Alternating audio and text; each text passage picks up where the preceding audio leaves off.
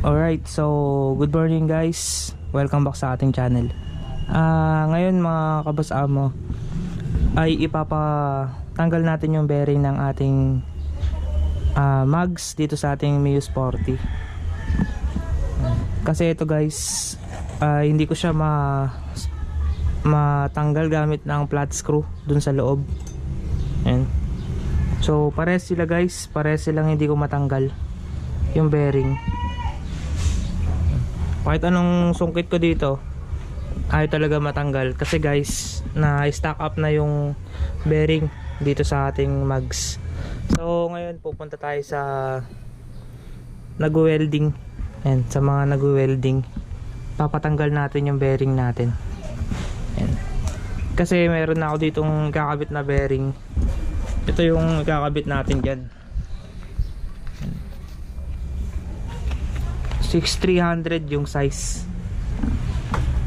Kaso ang problema nga ito, ayaw matanggal dito. And so nahirapan na kasi ako magsungkit sa loob, pero stack up talaga siya. Kaya ngayon guys, dadalhin natin siya dun sa nag-welding para matanggal yung bearing natin. So tara, dadalhin natin ngayon to.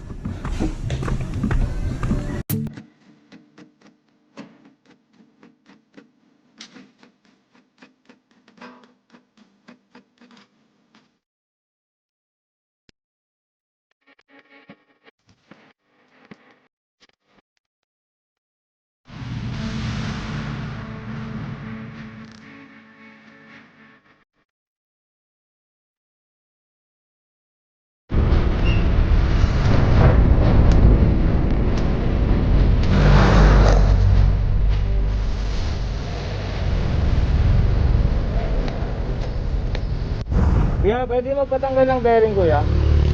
Pwede po magpatanggal ng bearing? Yun. Ay, kumakain eh. Hindi ka kasi siya. Makain pa. Nilakad ba kayo kuya?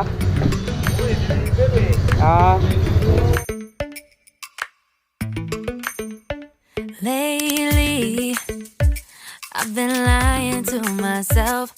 No, I need to get some help. Hoping you could save me, baby. Put our pictures on the shelf. Swore I'm over you, oh well, it's not that easy. Waking up in this place all alone, staying up night and day on the phone. I need me to be whole again. Thought you were the piece missing from that. You're not the one, no, no. You're not the one, no, no, no. I'm moving on, admitting we're done. That's what you got me thinking lately. That's what you got me thinking. What you got me thinking. What you got me thinking. Lately, I've been trying to fix the mess, get myself up out of bed, but I'm feeling empty. Maybe. Alright mga boss, so ito na yung ating pinagawa na mags. So pinatanggal na natin yung bearing yan guys. At hindi ko na po kinuha yung bearing kasi naiwan na dun sa shop. Pero ayan, natanggal na nila. Okay, so ikabit na natin itong bearing natin. So ang size nito mga kabos amo ay 6300. Ang gamit ko na bearing ito, US bearings. 80 pesos isa na ito guys. Linisan muna natin yung paglalagyan natin ng bearing. Okay, lagyan natin ng kaunti yung paglalagyan natin ng bearing.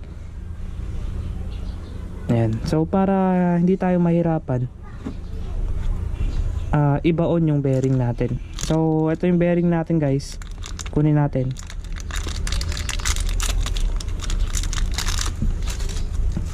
Ayan.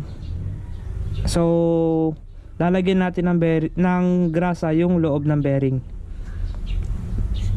Ayan, tulad nito lalagyan natin siya.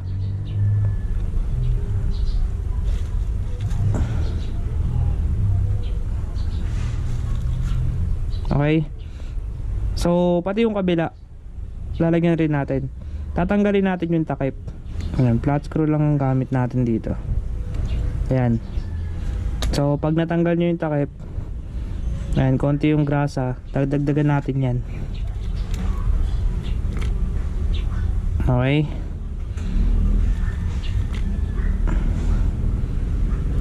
Tapos pag nalagyan nyo na ng grasa yung loob, syempre babalik nyo yung takip.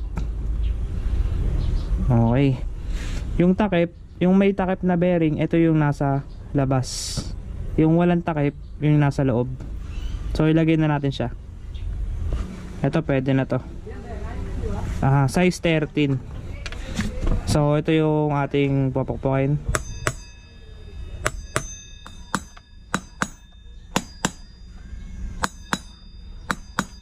Alright.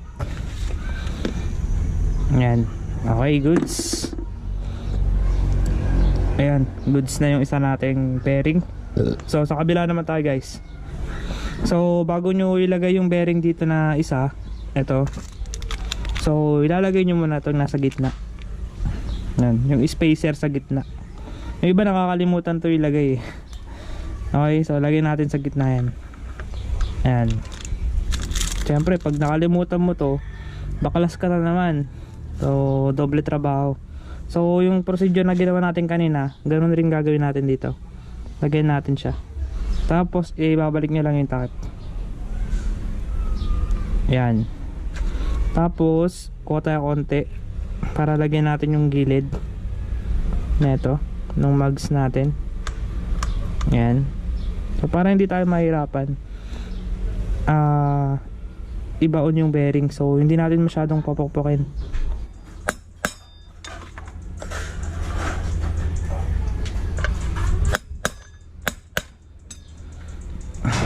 So yan guys, okay na, nalubog na natin yung bearing natin. So gumamit ako ng 13mm na socket wrench. Socket ito. Ginamit natin. So para mabaon natin yung bearing. So yan, goods na. Ayan, okay na siya. Ibalik na natin yung guys. Yung ito to. Ayan. So meron siyang goma. Ayan, may goma yan. Lagyan natin grasa. Alright.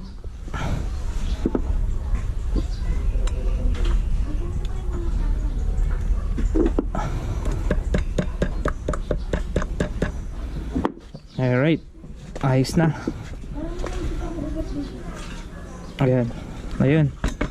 Okay na mga boss. So pwede na natin itong ikabit sa ating sporty. Ayan. At hanggang dito na lang mga kaboss amo yung ating vlog. Ayan. So sana nakatulong tong video para sa inyong lahat. So maraming salamat sa lahat ng nanonood. At see you sa next vlog.